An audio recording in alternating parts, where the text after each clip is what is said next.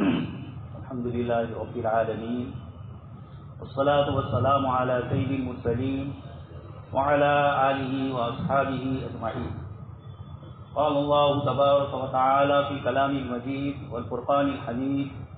أعوذ بالله من الشيطان الرجيم، بسم الله الرحمن الرحيم. يا أيها الذين آمنوا إذا نودي للصلاة من يوم الجمعة فاسعوا إلى ذكر الله وذروا البيع ذلكم خير لكم لعلكم تتقون. وقال تعالى: وابتغ فيما آتاك الله الدار الآخرة ولا تنس نصيبك من الدنيا وأحسن كما أحسن الله إليك ولا تبغ الفساد في الأرض إن الله لا يحب المفسدين. وقال النبي صلى الله عليه وسلم: طلب الحلال فريضة بعد الفريضة. صدق الله العظيم وصدق رسوله النبي الكريم ونحن على ذلك لمن الشاهدين والشاكرين والحمد لله رب العالمين. محترم و مکرم حضرات علماء کرام اور ایمان والے بھائی، کلام پاک کی جن آیات کی آپ حضرات کے سامنے تلاوت کی، اس میں اللہ تبارک و تعالی دنیا اور دنیا کی چیزوں کی حقیقت ذکر فرماتے ہیں. اور ہم سب مسلمان ہیں، ہمارا ایمان اور یقین ہے کہ یہ ایک دنیا کی زندگی عارضی اور وقتی، اور اس کے بعد ہمیشہ ہمیشہ آخرت والی زندگی آنے والی. لیکن اس دنیاوی زندگی کو اللہ تبارک و تعالیٰ نے ایک طرف امتحان گاہ بنایا، دوسری طرف اسی دنیا کی زندگی میں انسان کو اپنی بنیادی ضرورتوں کو پورا کرنا، روزی روزگار، کھانا پینا، مکان وغیرہ، یہ ساری ضروریات انسان سے وابستہ ہے. تو اب قرآن کریم کی ان آیات میں اللہ تبارک و تعالیٰ دونوں حقیقتوں کو ذکر فرماتے ہیں. دنیا اور دنیا کی حقیقت اللہ پاک کے نزدیک کیا ہے، اور آخرت کی زندگی کی حیثیت اللہ تبارک و تعالیٰ کے یہاں کیا ہے. قرآن کریم کی مختلف آیات میں اللہ پاک نے اس کو ذکر فرمایا. ہمیں دنیا کی کچھ قومیں ایسی نظر آتی ہے جنہوں نے دنیا کی زندگی کو سب کچھ سمجھ لیا، زندگی کا مرنے کے بعد آخرت کا کوئی تصور نہیں، اور اسی زندگی میں سب کچھ عیش آرام کر لینا ہے. اس کے لیے حلال اور حرام، جائز اور ناجائز چیزوں کی ان کے یہاں کوئی فہرست نہیں ہے. انہوں نے یہ سمجھ لیا ہے نموت و نحیا، کھا رہے ہیں پی رہے ہیں اور ایک زندگی پوری کر کے دنیا سے رخصت ہو جائیں گے، پھر آخرت کی زندگی کا کوئی تصور نہیں. لہذا اس دنیا کی زندگی میں سارا عیش اور سارے تعیش اور جو کھیل کود اور لہو و لعب کے تماشے ہیں، ان سب کو کر لیا جائے، دنیا صرف انجوائے کے لیے. یہ اس طرح کچھ لوگوں نے سمجھا ہے، بلکہ بہت بڑی اکثریت آج کے ہمارے زمانے میں اسی پر. دوسرے کچھ لوگ وہ ہیں جنہوں نے دنیا کی زندگی میں اپنے اوپر ساری اللہ پاک کی نعمتوں کو حرام کر دیا، کھانے پینے، ضروریات زندگی کی، اور اس کے علاوہ دوسری جو چیزیں ہیں، انہوں نے اپنے آپ کو ان سب سے الگ کر کے سنیاسی پن اور جوگ پن اختیار کیا. یہ اللہ پاک کی دنیا کی نعمتیں اور آخرت کی نعمت، ان دونوں کی حیثیت اور حقیقت کیا ہے، یہ ایک مومن اور ایک مسلمان کے ذہن میں ہونی چاہیے. آپ کے سامنے جن آیات کی تلاوت کی، اس میں اللہ تبارک و تعالیٰ ایمان والوں کو فرماتے ہیں. عجیب آیت ہے، سورہ جمعہ اور جمعہ ہی سے متعلق یہ آیتیں ہیں. اللہ پاک فرماتے ہیں: اذا نودی للصلاۃ من یوم الجمعہ، جب جمعہ کے دن اذان دی جائے، فاسعوا الی ذکر اللہ، اللہ پاک کے ذکر کی طرف سعی اور کوشش کرو، تیاری اس کے لیے پہلے سے کرو کہ کس طرح اللہ کے ذکر کے لیے ہمیں اللہ کے گھر پہنچنا ہے. وذروا البیع، خرید و فروخت اور لین دین کو چھوڑ. اس سے مراد صرف لین دین خرید و فروخت سے نہیں ہے. جب آدمی دکان کھلی رکھے گا تو خریدار آئیں گے. اس لیے حضرات مفسرین فرماتے ہیں کہ اللہ پاک نے بے کو چھوڑنے کا حکم فرمایا، لین دین کو، تجارت کو چھوڑنے کا حکم فرمایا. اس کی ضمن میں دوسری تمام چیزیں آ گئی جو انسان کو اللہ کے ذکر سے دور کرنے والی. ذالکم خیر لکم، اگر تم جانتے ہو، تقوی اختیار کرتے ہو، اگر تم جانتے ہو اس چیز کو، یہ تمہارے لیے بہتر ہے. پہلی آیت میں تو اللہ تبارک و تعالیٰ نے ہمیں اللہ کے ذکر کی طرف آنے کی دعوت دی، اس کے بعد والی آیت میں فرمایا فَإِذَا قُضِيَتِ الصَّلَاةُ، جب نماز پوری ہو جائے فَانْتَشِرُوا فِي الْأَرْضِ، تو زمین میں نکلو، پھیل پڑو، وَابْتَغُوا مِن فَضْلِ اللَّهِ، اور اللہ کے فضل کو چاہو۔ دنیا اور دنیا کی چیزوں کی طلب کے لیے آیت کریمہ میں یہ فرمایا کہ اللہ کے فضل کو چاہو۔ روزی روزگار کو اللہ پاک نے اور ملازمت کو اور کمانے کو اللہ تبارک تعالیٰ نے فرمایا اِلَىٰ فَضْلِ، اللہ کے فضل کو مانگو۔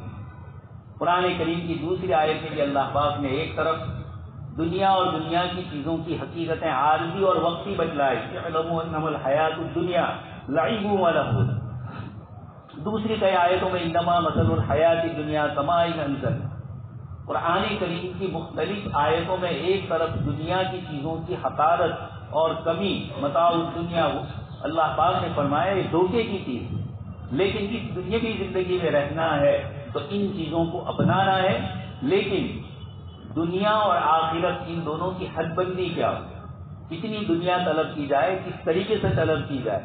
اور آخرت کے لیے کتنی تیاری کی جائے۔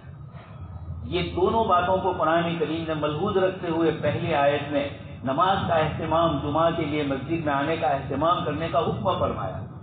اور بنیادی چیز لین دین ہے اس کو چھوڑنے کا حکم فرمایا، اور اللہ کے یہاں آ جاؤ، جب آ جاؤ اس کے بعد فرمایا فَإِذَا قُضِيَتِ الصَّلَاةُ فَانْتَشِرُوا فِي الْأَرْضِ۔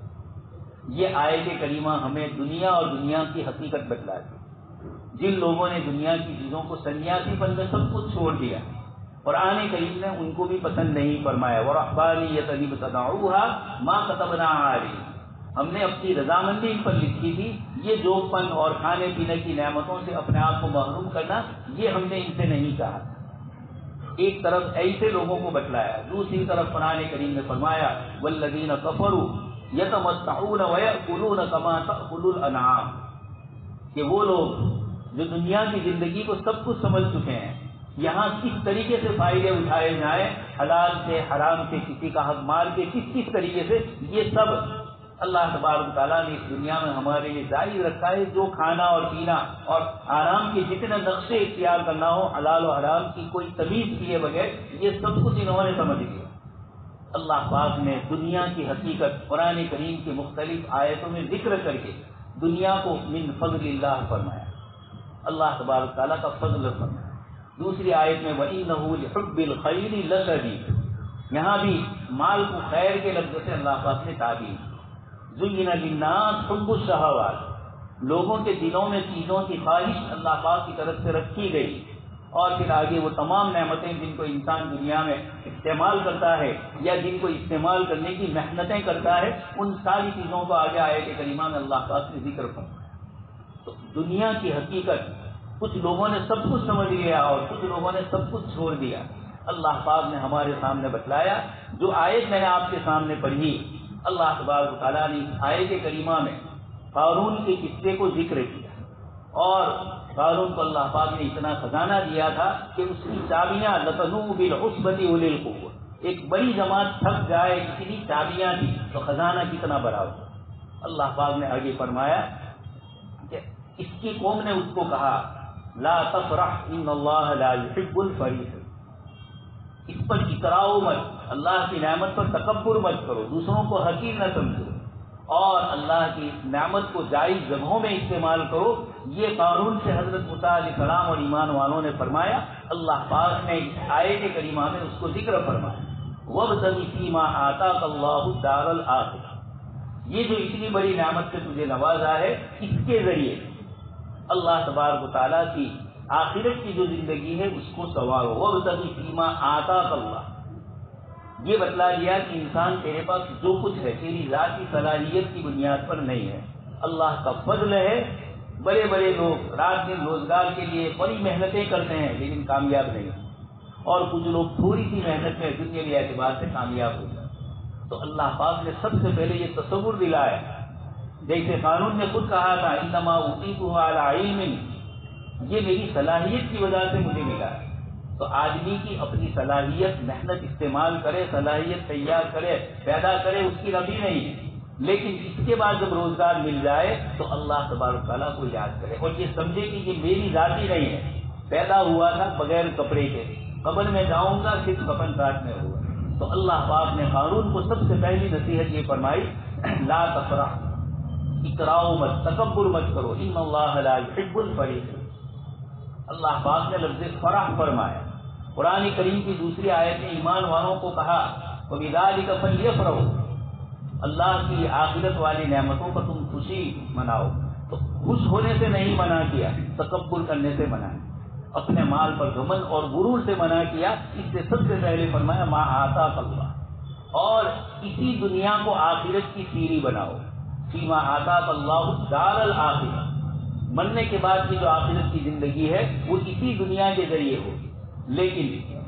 ایسا نہ ہو کہ سارا مال اللہ کی راہ میں دے دو۔ اس لیے آگے فرمایا وَلَا تَنْسَ نَصِيبَكَ مِنَ الدُّنْيَا، دنیا کے اپنے حصے کو بھول مت جاؤ، جتنا اس کا حق ہے اس کے مطابق اس کے ساتھ دو۔ حدیث شریف میں ذکر فرمایا گیا کہ آدمی جس جگہ جانے والا ہے لمبی مدت کے لیے جاتا ہے تو لمبی تیاری کرتا ہے، مختصر مدت کے لیے جاتا ہے تو مختصر تیاری کرتا ہے۔ حدیث شریف میں فرمایا کہ اے آدمی، یہ دنیا کی زندگی وقتی ہے، اس کے لیے اس کے مطابق کام کرو، اور آخرت کی زندگی ہمیشہ کی ہے تو اس کو مد نظر رکھتے ہوئے مقصود اس کو سمجھا جائے۔ یہ ایک مسلمان اور غیر ایمان والے کا فرق قرآن کریم نے بتلایا وَلَا تَنْسَ نَصِيبَكَ مِنَ الدُّنْيَا، دنیا بھی کماؤ، دنیا بھی حاصل کرو، لیکن اللہ تبارک تعالیٰ کے احکام کے مطابق۔ آپ کے سامنے میں نے آیت پڑھی فَإِذَا قُضِيَتِ الصَّلَاةُ فَانتَشِرُوا فِي الْأَرْضِ، جب نماز پوری ہو جائے اس کے بعد فانتشروا۔ ایک صحابی رضی اللہ تعالیٰ عنہ تھے، وہ جمعہ سے پہلے اپنا کاروبار بند کر دیتے تھے اور جمعہ کی نماز کے بعد مسجد کے باہر کھڑے ہو کر دعا کرتے اور یہ کہتے تھے کہ اللہ پاک آپ نے مجھے نماز کا حکم فرمایا، اور پھر آپ نے فرمایا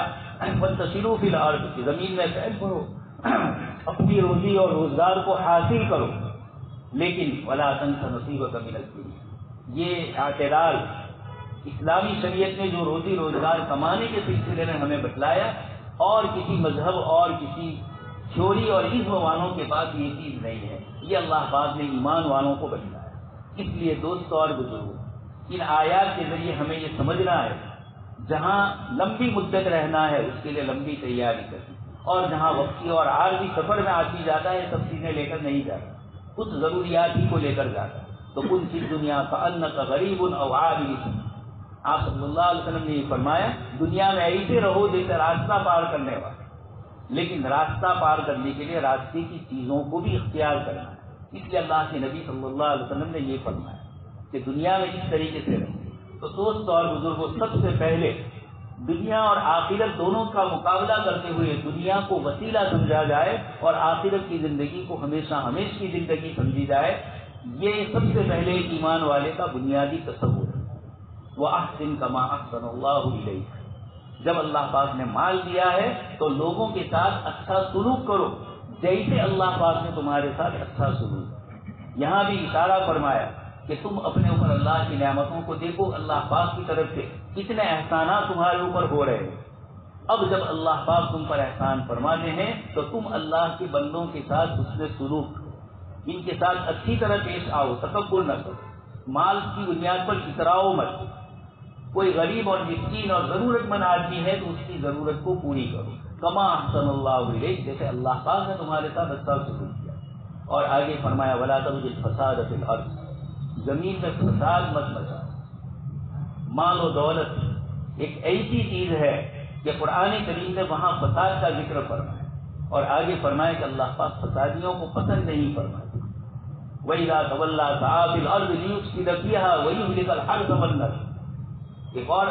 مشرک کا قصہ، اخنس ابن شریک کا قصہ قرآن ذکر کر رہا ہے، اور یہ فرمایا گیا کہ وہ کس طریقے سے اللہ کی نعمتوں کو ضائع کرتا تھا، اللہ پاک نے اس کو پسند نہیں فرمایا،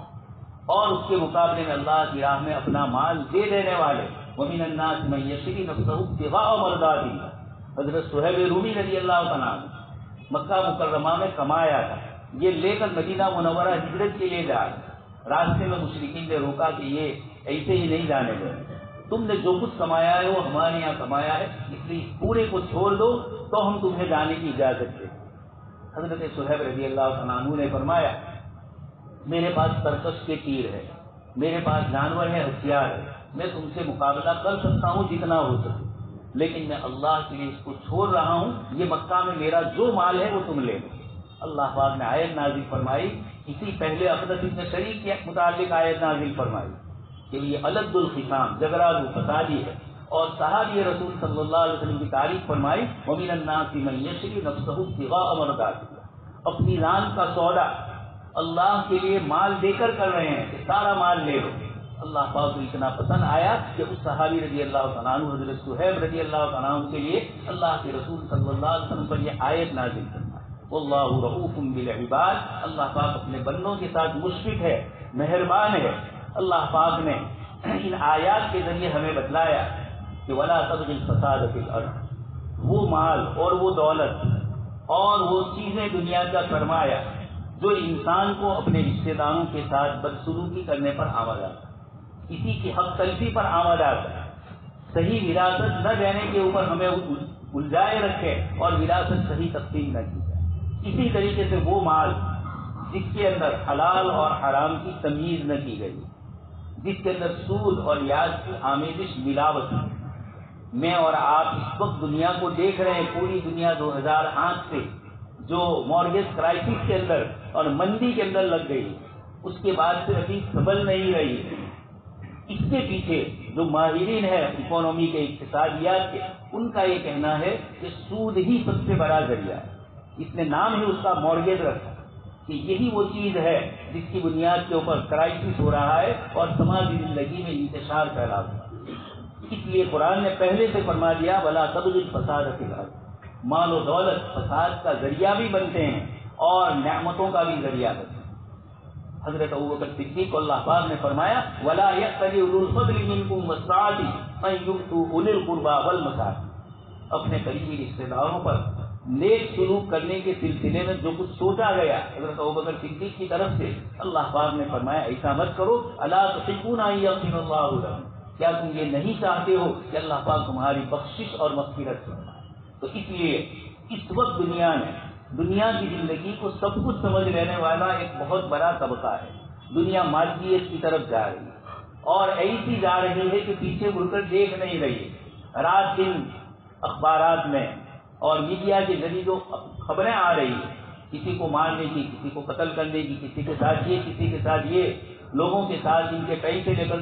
چھو منتر ہو جانا اور لوگوں کو، غریبوں کے پیسوں کو کھا جانا، یہ جتنے واقعات ہو رہے ہیں یہ سب ہمیں بتلا رہے ہیں کہ لوگوں نے دنیا اور آخرت دونوں کا جو خیال کرنا ہے یہ نہیں کیا۔ اس کی بنیاد پر، دنیا کو سب کچھ سمجھ لینے کی بنیاد پر یہ فساد کہتا ہے۔ تو مال ظاہری اعتبار سے فساد نہیں ہے۔ وَأَنفِقُوا مِمَّا رَزَقْنَاكُمْ، اللہ پاک فرماتے جو روزی ہم نے تمہیں دی ان کو اللہ کے بندوں پر خرچ کرو، تو ما رزقناکم، رزق اللہ نے فرمایا۔ اسی طرح اسی سورہ جمعہ میں آگے اللہ پاک نے فرمایا کہ جب تم نماز پوری کرو تو اللہ کے لیے روزی تلاش کرو۔ آگے فرمایا کہ کچھ لوگ، واقعے کی طرف اشارہ ہے کہ آپ صلی اللہ علیہ وسلم کو پہلے جمعہ کے دن، پہلے جیسے اس وقت ہم پڑھ رہے ہیں پہلے خطبہ اور پھر نماز، لیکن جیسے عید میں ہم پڑھتے ہیں پہلے نماز اور بعد میں خطبہ، پہلے ایسا تھا کہ جمعہ کے دن پہلے خطبہ بعد میں ہوتا تھا، نماز پہلے ہوتی تھی۔ اتفاق یہ ہوا کہ مدینہ منورہ میں اناج اور غلے کی تنگی تھی اور ملک شام سے ایک تجارتی قافلہ آیا، وہ مال لے کر آئے تھے۔ حضرت یحییٰ کلبی رضی اللہ تعالیٰ عنہ، اس کو مسلمان نہیں تھے، یہ شام اور سیریا سے مال لے کر آئے تھے اور انہوں نے آواز لگائی۔ اللہ پاک فرماتے ہیں وَتَرَكُوكَ قَائِمًا، آپ کو چھوڑ دیا خطبہ سننے سے، کچھ لوگ چلے گئے گھر میں ضرورت کی مال و سامان خریدنے کی، تو اللہ پاک نے اس آیت کریمہ میں آگے فرمایا قُلْ مَا عِندَ اللَّهِ خَيْرٌ مِّنَ اللَّهْوِ وَمِنَ التِّجَارَةِ وَاللَّهُ خَيْرُ الرَّازِقِينَ، آپ کہہ دیجیے کہ تجارت اور یہ تماشے، اس وقت قافلہ آتا تھا تو آج بھی جیسے دیہات میں آئس کریم وغیرہ والے یا اور کچھ بیچنے والے گھنٹی بجاتے ہیں، مدینہ منورہ میں بھی جب تجارتی قافلہ آتا تھا تو اس طریقے سے آواز اور گھنٹیاں بجتی تھی تاکہ لوگوں کو احساس۔ اللہ پاک نے لطیف اشارہ اس کی طرف بھی فرمایا کہ لہو، یہ اس قسم کے ناچگان والی چیزیں اور تجارت، ان دونوں کو اللہ تبارک تعالیٰ نے فرمایا آپ کو چھوڑ کر ان چیزوں میں مشغول ہو گئے، آپ ان سے کہہ دیجئے کہ اللہ تبارک تعالیٰ فرماتے ہیں کہ رزق ہمارے پاس، یہ ہمارے تاجر بھائیوں کو یا جو لوگ بھی کاروبار کرتے ہیں جس طریقے کا، آیت کریمہ میں اللہ پاک نے اشارہ فرمایا وابتغوا من فضل اللہ، اللہ کے فضل کو چاہو، لیکن حدیث شریف جو میں نے آپ کے سامنے پڑھی اس میں بھی اشارہ فرمایا طلب الحلال فریضۃ بعد الفریضہ، حلال کمائی اختیار کرنا یہ ایک فرض ہے لیکن بعد الفریضہ، نماز روزہ زکوٰۃ یہ فرض عبادتیں ہیں، ان عبادتوں کے ساتھ اس کو طلب کرنا، یعنی آپ روزی روزگار طلب کر رہے ہیں، حدیث شریف میں اس کو آپ کا فرض قرار دیا، جیسے نماز پر ثواب ملتا ہے حلال روزی کمانے پر، حدیث شریف میں آپ صلی اللہ علیہ وسلم نے فرمایا کہ طلب الحلال فریضہ، یہ فرض ہے۔ اس لیے علماء کرام فرماتے ہیں کہ ہم پر جو عبادتیں فرض ہوئی وہ دو قسم کی، نماز ہے، روزہ ہے، زکوٰۃ ہے، حج ہے، یہ وہ عبادتیں ہیں جو براہ راست بیچ میں کوئی وایا نہیں، سیدھی اللہ کو راضی کرنے والی تھی۔ ایک تو وہ عبادتیں ہیں جو بغیر کسی واسطے کے اللہ تک پہنچا، لیکن اسلام میں عبادتوں کا ایک حصہ وہ ہے کہ ظاہر میں وہ عبادت نہیں، ظاہر میں یہ معاملات ہے، روزی روزگار کمانا ہے، لیکن یہ بھی ذریعہ بنتا ہے اللہ تبارک تعالیٰ تک پہنچنے کا۔ اس لیے اس حدیث شریف میں فرمایا طلب الحلال فریضۃ بعد الفریضہ۔ دوست اور بزرگ، حلال کمائی انسان کو زندگی میں چین اور سکون عطا کرتا ہے، اور حرام کی کمائی سود کھاس کر کے، اور اس کے علاوہ بھی جو لوگوں کے حقوق وراثت میں مارے جاتے ہیں، آدمی حق تلفی کر لیتا ہے لیکن ایک نہ ایک دن دنیا میں، اور وہاں تو بھگتنا ہی ہے۔ اس لیے اللہ تبارک تعالیٰ نے ہمیں دنیا کی حقیقت بتلائی کہ ایک وہ بندہ جو اللہ کو نہیں مانتا ہے، جو اللہ کے احکامات کو نہیں مانتا ہے، وہ تو اس دنیا کی زندگی کو سب کچھ سمجھ کر اسی کے اندر مشغول ہے، لیکن ایمان والوں کو بتلایا گیا کہ ایک طرف وجعلنا لکم فیہا معائش، تمہارے لیے اس دنیاوی زندگی میں روزی روزگار ہے، اللہ پاک نے روزی کا حکم فرمایا، لیکن اس کے لیے ان اللہ لا یحب المفسدین، تجارت کی وہ تمام شکلیں جو فساد پیدا کرتی ہیں، ایسی شرطیں آپس میں بیچنے والا اور خریدنے والا یا کوئی کمپنی کسی کے ساتھ متعین کرے کہ جس میں یک طرفہ ایک طرف زیادہ فائدہ ہو اور دوسری طرف دوسرے کے خون کو چوسا جائے، سود میں ہوتا ہے، سستے میں ہوتا ہے، قمار میں، کن چیزوں میں اسی طرح ہوتا ہے کہ لوگ جلد سے جلد مالدار ہونا چاہتے ہیں، دوسروں کی رقم کس طرح ہڑپ کر لے اس کی کوشش کرتے ہیں۔ اللہ تبارک تعالیٰ نے اسی لیے اس کو میسر فرمایا، آسانی سے چیز طلب کرنے کی جو کوششیں ہو رہی اور وہ حرام طریقے سے ہو رہی ہے، سود میں بھی یہی ہوتا ہے، لوٹریوں میں، سستے میں بھی یہی چیز ہوتی ہے، اور پھر یہ فساد کا ذریعہ بنتی ہے۔ اس وقت دنیا کے اندر جو فساد ہے اس کی ایک بہت بڑی وجہ یہی ہے کہ دنیا کے انسانوں نے اپنی خواہشات کو اپنا معبود بنا لیا، اور ایسا من اتخذ الہہ ہوا افانت تکون علیہ وکیلا، اللہ پاک جناب نبی اکرم صلی اللہ علیہ وسلم کو فرماتے ہیں کہ جنہوں نے اپنا معبود اپنی دنیا کو بنا دیا، رات دن آنکھوں سے ہم دیکھ رہے ہیں، کھانے پینے کے اندر بھی انسان اتنا مشغول کام کاج میں کہ کھانے کے اوقات بھی اس کے ضائع ہو جائے، اپنی اولاد اور بیوی کے ساتھ رہنا یہ بھی اس کو نصیب نہیں ہوتا ہے، مسلسل کاروبار کے اندر اور کام کاج کے اندر اتنا مشغول ہوتا ہے کہ خود اپنے آپ کو ولا تکونوا کالذین نسوا اللہ فانساہم انفسہم، اللہ کو بھول گئے، اپنی اولاد کو، اپنے کھانے پینے کے اوقات کو بھی بھول جائے، اس طرح دنیا اور دنیا کی چیزوں میں لگتے ہیں۔ تو اللہ تبارک تعالیٰ نے فرمایا کہ انسان یہ دنیا کی زندگی عارضی اور وقتی ہے، اس کے بعد ہمیشہ ہمیشہ کی زندگی، یہ پکا یقین ایک مومن اور مسلمان کا ہوتا ہے یا ہونا چاہیے۔ اس لیے جو آیتیں آپ حضرات کے سامنے پڑھی، قرآن کریم نے دنیا کی ایک حقیقت اور ایک حیثیت بتلائی، روزی روزگار کمانے سے منع نہیں فرمایا، لیکن اس کے ساتھ ساتھ اللہ کے رسول صلی اللہ علیہ وسلم نے جو روزگار کمانے کے اصول اور آداب اور حلال طریقے اور حلال ذریعے جو آپ صلی اللہ علیہ وسلم نے فرمائے، ان کو انسان اپنائے تو دنیا کے اعتبار سے بھی وہ کامیاب ہوگا، چین اور سکون ملے گا، اور آخرت کی ہمیشہ ہمیشہ زندگی کے لیے بھی اس کے لیے راحت۔ صحابہ کرام نے تجارتیں فرمائی، حضرت عبد الرحمن بن عوف رضی اللہ تعالیٰ ہجرت کر کے مدینہ منورہ تشریف لے گئے، حضرت سعد بن ربیع کو اللہ کے نبی صلی اللہ علیہ وسلم نے ان کے ساتھ مواخات اور بھائی چارہ ان کو دینی بھائی قرار دیا۔ اس صحابی نے فرمایا، انصاری نے، کہ آپ اگر چاہیں تو میں اپنی دو بیویوں میں صرف ایک کو طلاق دے دوں اور آپ جس سے شادی کرنا چاہیں اس کو طلاق دوں، تاکہ بعد میں آپ اس سے شادی کریں، میرے مال میں سے آپ جتنا چاہیں وہ مال آپ لے سکیں۔ روئے زمین پر ریفیوزی اور مہاجرین کے لیے ایسی کوئی ہسٹری اور ایسی کوئی تاریخ موجود نہیں ہے کہ جہاں انصار نے اتنی بڑی قربانی اللہ کے رسول صلی اللہ علیہ وسلم کی نسبت سے، دین اسلام کی نسبت سے مہاجر صحابہ کرام کے ساتھ فرمائی۔ اس لیے اللہ پاک نے قرآن میں للفقراء المہاجرین الذین اخرجوا یہ فرمایا، اور آگے اس کے بعد فرمایا والذین تبوؤوا الدار والایمان، مدینہ والوں کی بھی تعریف فرمائی، السابقون الاولون من المہاجرین والانصار، دونوں کی اللہ پاک نے تعریف کی۔ لیکن حضرت عبد الرحمن بن عوف نے فرمایا کہ ہم تاجر لوگ، مجھے آپ سے کسی چیز کی ضرورت نہیں ہے، مجھے بازار کا راستہ بتلا دیجیے۔ عبد الرحمن بن عوف رضی اللہ تعالیٰ عنہ نے پنیر، کھجور اور اس طرح کی چیزوں کا کاروبار کیا، اور آہستہ آہستہ اللہ پاک نے برکتیں دی کہ بعد میں مدینہ منورہ کے بڑے مالدار صحابہ میں ان کا شمار ہو۔ یہ واقعات ہمیں بتلاتے ہیں، قرآن کریم نے انبیاء کرام علیہ السلام کے واقعات ذکر کیے، اور ان حضرات کے متعلق یہ حدیث شریف میں ہے کہ وہ اپنی کمائی سے کام کریں۔ مسلمانوں میں ایک طبقہ بھیک مانگنے والوں کا جو حقیقت میں مستحق ہے، وہ تو قرآن کریم نے ان کے لیے ہمیں خود فرمایا للسائل والمحروم، کہ تمہارے مال میں حق ہے کسی مانگنے والے کا، کسی محروم کا۔